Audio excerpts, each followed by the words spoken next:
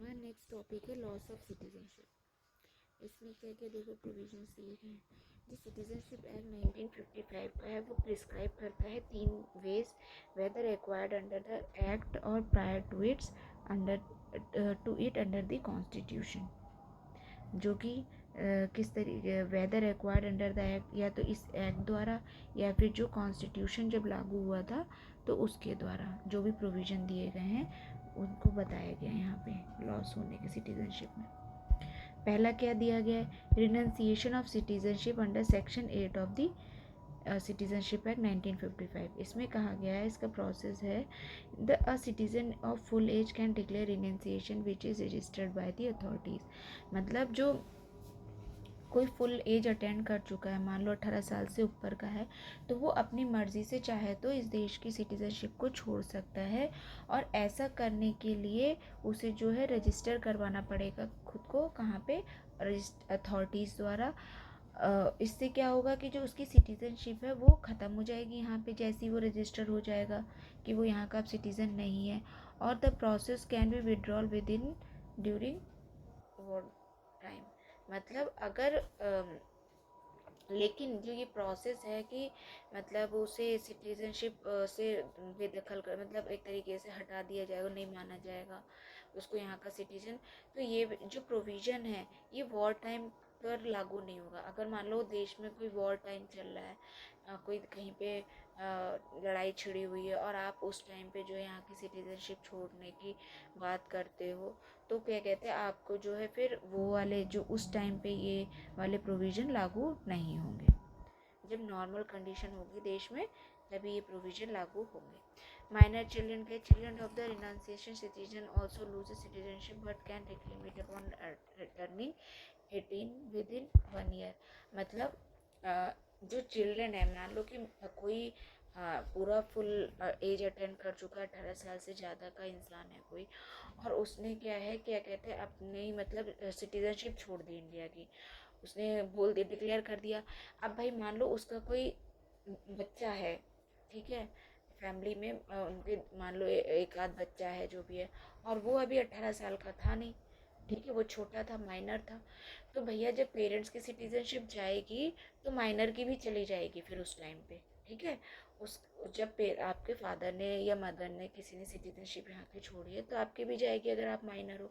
लेकिन जब आप 18 साल के हो जाओगे, जब आप एज अटेंड कर लोगे, तो उसके 18 साल होने के विद इन 1 ईयर, 1 साल के अंदर आप जो है क्या कहते हैं रिक्लेम कर सकते हो यहाँ की सिटीजनशिप के लिए, ठीक है।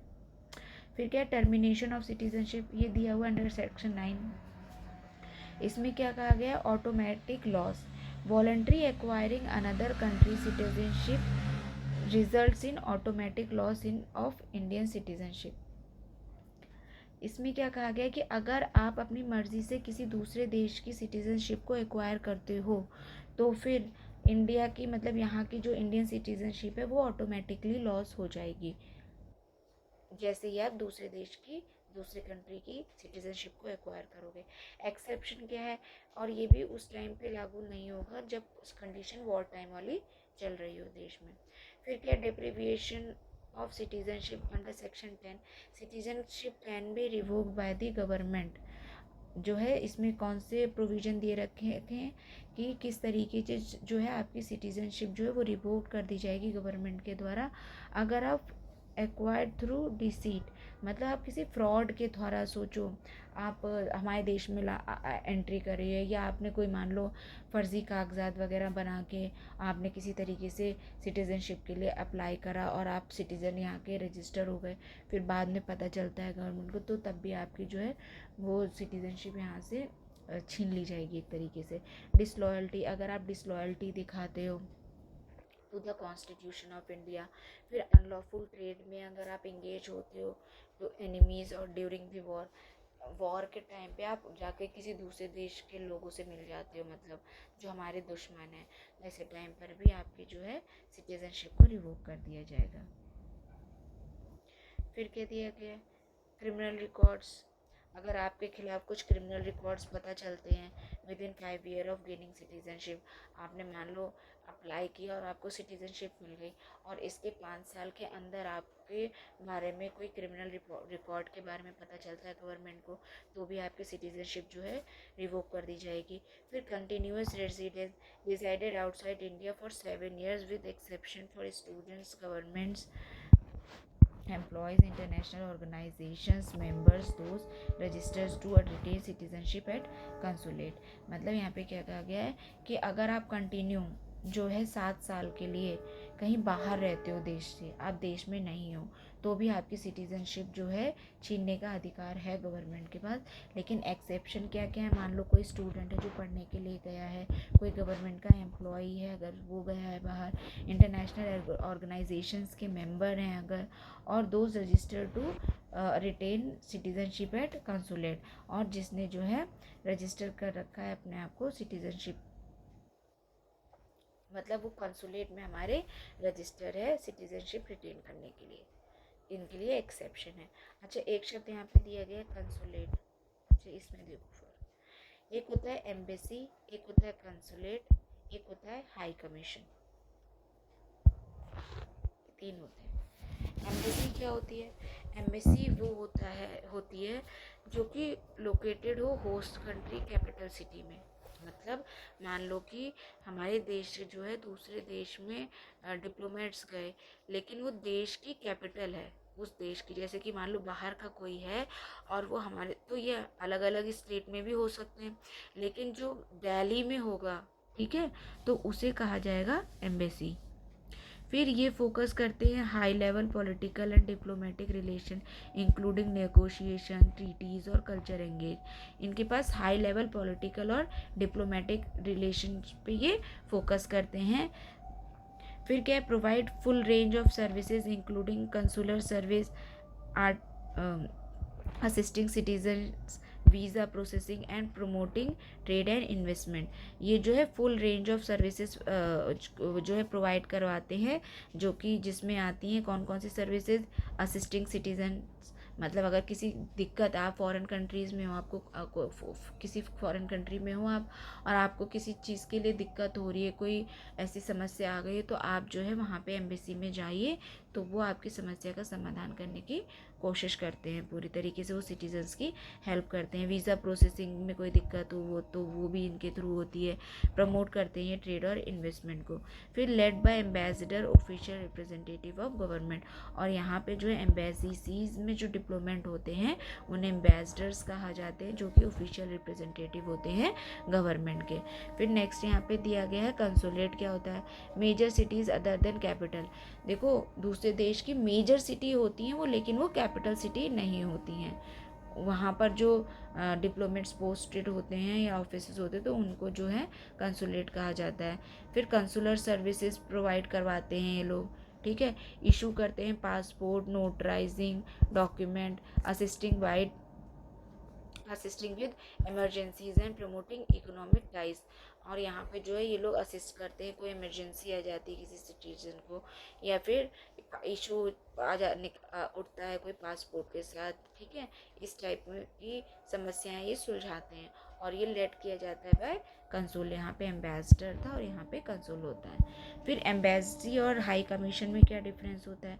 Embassies are diplomatic missions between non commonwealth countries, while high commissions are between commonwealth countries usually in capital city of host country। मतलब जो एम्बेसीज होती हैं वो नॉन कॉमनवेल्थ कंट्रीज से रिलेटेड हैं।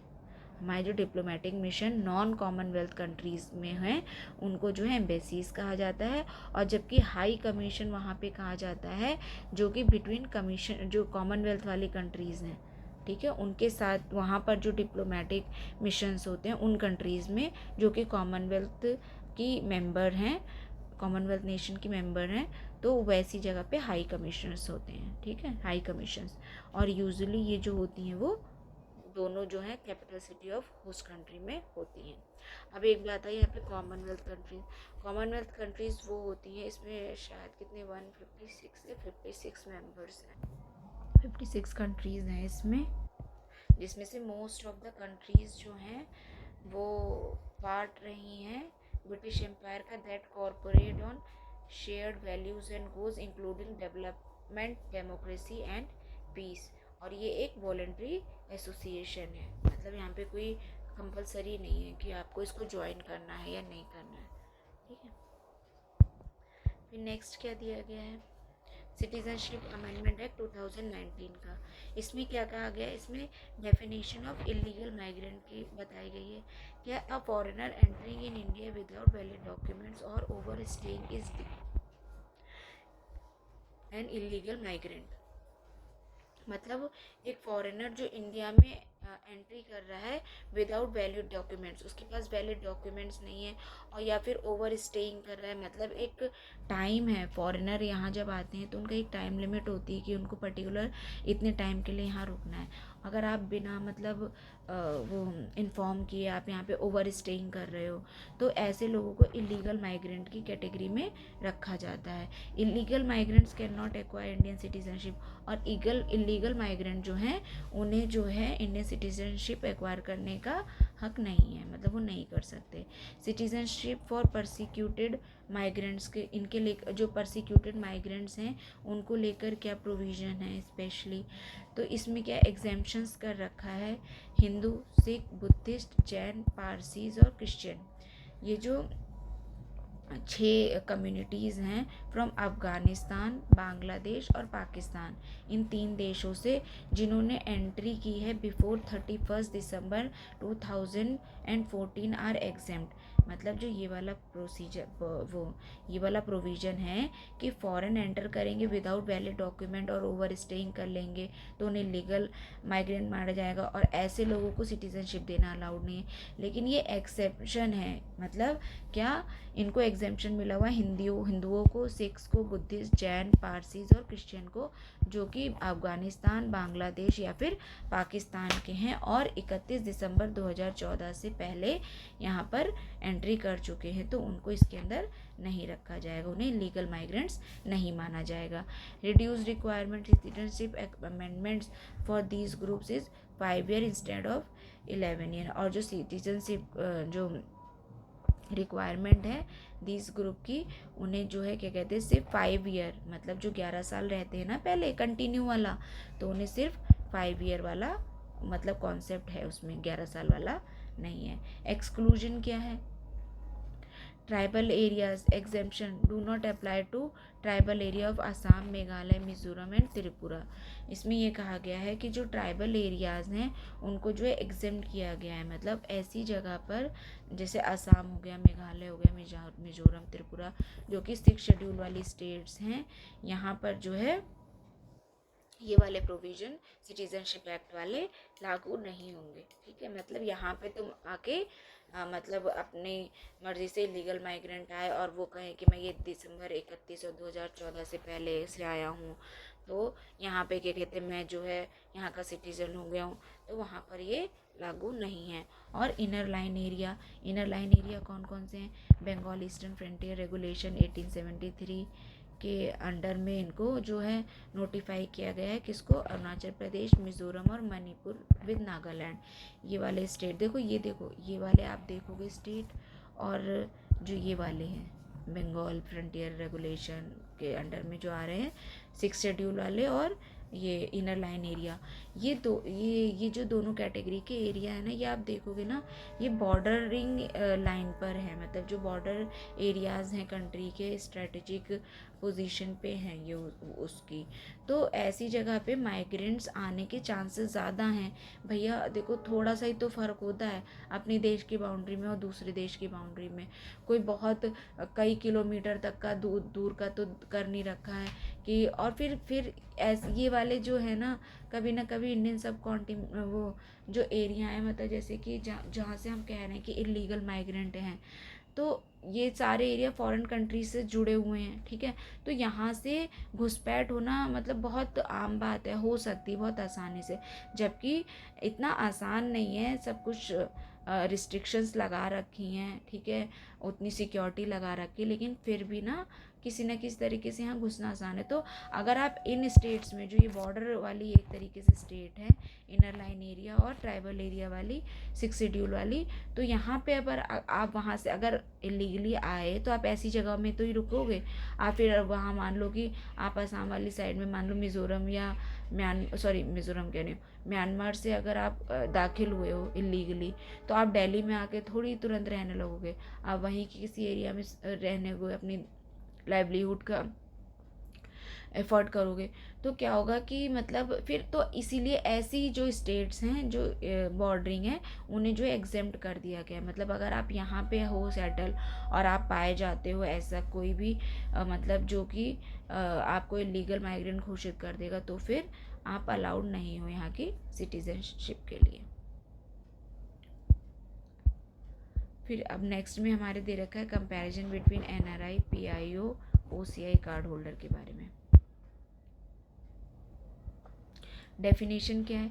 Indian citizen residing outside India holding an Indian passport. NRIs कौन होते हैं?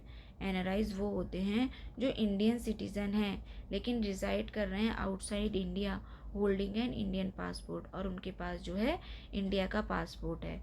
ऐसे इंडियन सिटीजन, वो इंडिया के सिटीजन रहे हैं लेकिन वो रह रहे हैं कहाँ? Outside India, holding an Indian passport, और उनके पास इंडियन पासपोर्ट है। ठीक है। PIOs कौन होते हैं? Person whose ancestors were of Indian nationality and currently hold foreign citizenship. मतलब जिनके एंसेस्टर जो रहे, पूर्वज जो रहे, वो इंडिया के नेशनलिटी का पार्ट रहे हैं, लेकिन करंटली वो लोग जो हैं, जो उनकी आगे के वंशज हैं, तो वो जो है फॉरेन सिटीजनशिप होल्ड करे बैठे हुए हैं, तो वो लोग जो है PIOs कहलाते हैं। फिर ओवरसीज सिटीजनशिप ऑफ इंडिया के जो कार्ड होल्डर हैं वो कौन होते हैं? रजिस्टर होते हैं जो अंडर सिटीजनशिप एक्ट 1955, उन्हें कहते हैं ओवरसीज सिटीजन ऑफ इंडिया। फिर वीज़ा रिक्वायरमेंट को लेकर क्या क्या इसमें प्रोविजंस हैं? No visa required for India. ऐसे लोग जो NRIs हैं उनके लिए मतलब किसी वीज़ा की कोई ज़रूरत नहीं है। Visa required for entry into India. आपको जो PIOs वाले जो पर्सन ऑफ इंडियन ओरिजिन है, उन्हें जो है वीज़ा की ज़रूरत पड़ती है इंडिया में एंट्री करने के लिए। और जो OCI हैं, can't visit India without visa for life, जो है वो उनको तो बिल्कुल अलाउड ही नहीं है पूरी लाइफ के लिए कि मतलब आप जो है इंडिया में विदाउट वीज़ा एंट्री करो। फिर रजिस्ट्रेशन विद लोकल पुलिस को लेकर क्या प्रोविजन है? Not required unless stay exceeds 180 days. देखो क्या होता है, जब यहाँ पे कोई फॉरेनर वगैरह आता है, दूसरी कंट्री से आता है, तो उसको जो है उसके लिए एक तरीके से पुलिस वेरिफिकेशन वाला सीन रहता है। मतलब वो अपने आप को जो है पुलिस में जाके, लोकल पुलिस जो होती है जिस एरिया में वो रहने वाला है, वहाँ जाके वो खुद को रजिस्टर करवाता है, ताकि लोगों की जानकारी में रहे भाई कि ये बाहर के लोग हैं। ठीक है, बाहर से आए, पुलिस की जानकारी में रहे। मान लो कोई कोई गैर इरादन, मतलब कोई ऐसा गंदी सोच या मतलब देश को नुकसान पहुंचाने वाली सोच लेकर ही एंट्री की हो किसी ने, तो इसीलिए जो है प्रॉपरली पुलिस को जो है इन्फॉर्म किया जाता है उनके द्वारा। और इसमें जो NRIs होते हैं उनके केस में तो नहीं चाहिए तब तक जब तक वो 180 दिन से ज़्यादा तक ना रहने के बारे में सोच रहे हो, तब तक उन्हें जो है किसी भी उसकी रजिस्ट्रेशन की ज़रूरत नहीं है। और जो ये PIOs हैं, इन्हें रजिस्टर करवाना पड़ता है अगर ये रहते हैं 180 दिन तक, उससे मतलब ज़्यादा हो गया है। देखो क्या है, PIOs के बारे में है कि 180 दिन से ज़्यादा दिन तक रुकना है अगर इन्हें, तो इन्हें क्या कहते हैं, रजिस्टर करवाना पड़ेगा। और जो इसमें है NRIs में, इसमें जो है रजिस्ट्रेशन की ज़रूरत नहीं पड़ती तब तक जब तक वो 180 दिन से ज़्यादा दिन तक नहीं रुकते हैं। फिर civil visits India without a visa for life, can visit India without a visa for life, क्या लिखा है, can visit India without a visa for life. इसमें क्या कहा गया है कि जो ओवरसीज़ इंडिया है वो बिना वीज़ा के मतलब कभी भी एंट्री नहीं कर सकते। फिर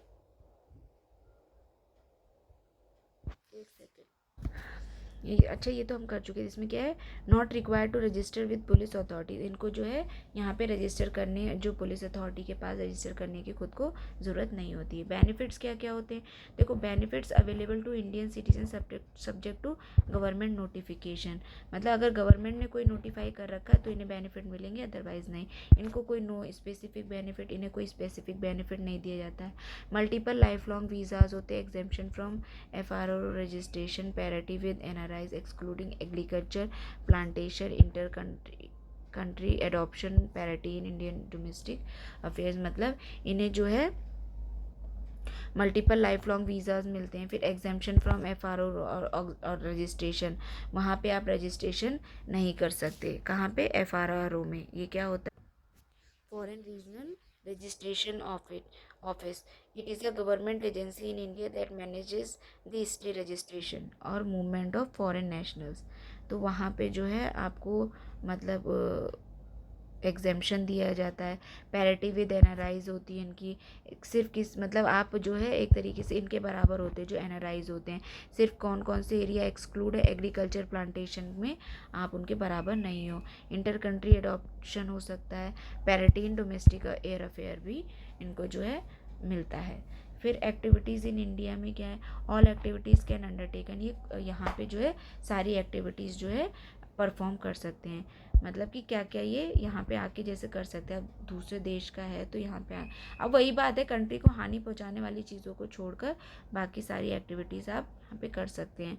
और यहाँ पे जो एक्टिविटी है आपको वही करनी पड़ेगी PIO वाले केस में। जब आप वीज़ा के लिए अप्लाई करते हो तो आप पर्टिकुलरली उसमें मेंशन करते हो कि आपको क्यों जाना है दूसरी कंट्री में। फिर यहाँ पे क्या, ओवरसीज सिटीज़न जो है कार्ड होल्डर, उसके लिए क्या है, ऑल एक्टिविटीज़ वो परफॉर्म कर सकता है सिवाय रिसर्च के, उसके लिए उसे परमिशन की ज़रूरत होती है स्पेशल।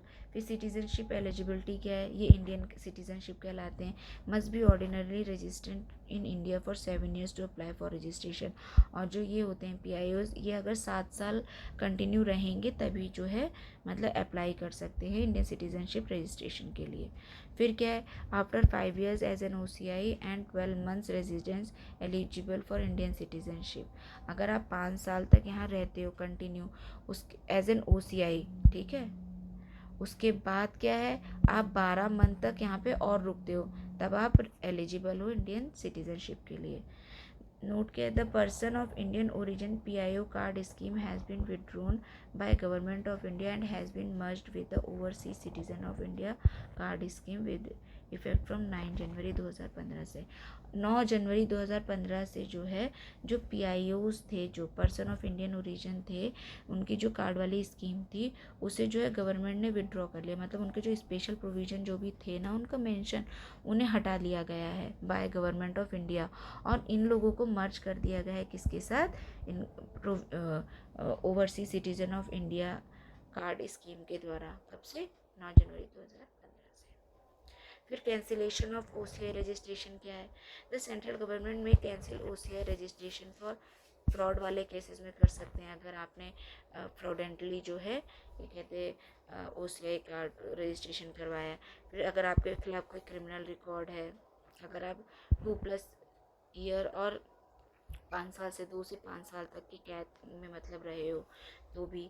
फिर नेशनल सिक्योरिटी पे अगर कोई खतरा है आपके वजह से तो आपकी जो है कैंसिल कर दिया जाएगा OCI रजिस्ट्रेशन को। लीगल वायोलेशन अगर आप करते हो कोई, ठीक है, अगेंस्ट कंट्री।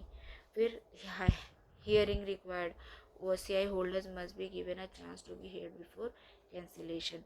मतलब अगर आपके जो ये OCI कार्ड होल्डर जो वाला जो रजिस्ट्रेशन हो रखा है, अगर उसको कैंसिल करना है अथॉरिटीज़ को तो आपको जो है एक चांस दिया जाता है ताकि आप जो है अपने रीजंस दे सको ऑफिस में जाके, वो दिया जाता है किसको, OCI कार्ड होल्डर को। तो ये अब हमारा चैप्टर कंप्लीट हो गया। अब नेक्स्ट चैप्टर शुरू होगा, फंडामेंटल राइट। ये बहुत ही इंपॉर्टेंट चैप्टर है, ठीक है। इसके सारे आर्टिकल्स वगैरह ये पार्ट 3 में दिया गया, आर्टिकल 12 से 35। इसको हम कल कंटिन्यू करेंगे। अभी के लिए थैंक यू।